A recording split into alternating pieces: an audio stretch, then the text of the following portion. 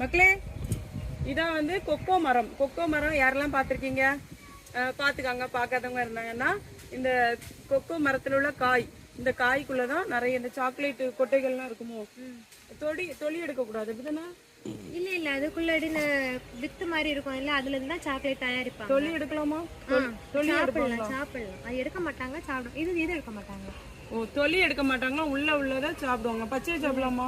பழுத்த உடனே சாப்பிடலாம். பழுத்த உடனே சாப்பிடணுமா? பழுத்து மஞ்சள் கலர்ல ஆகுமா? என்ன கலர்ல ஆகும்?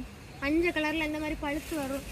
நான் கிடக்கலாம் நான் பழுத்து நான் மஞ்சள் கலர்ல இருக்கு பாருங்க, இந்த மாதிரி ஆகும். பறிச்சா இப்ப மிஸ்ரு கையை பிச்சு எடுத்துரும். இதுக்குள்ள இருக்கிறது இதெல்லாம் பேசு சாப்பிட்றோம் தானே? நீங்க பார்த்துருந்தீங்கன்னா கமெண்ட்ல சொல்லுங்க.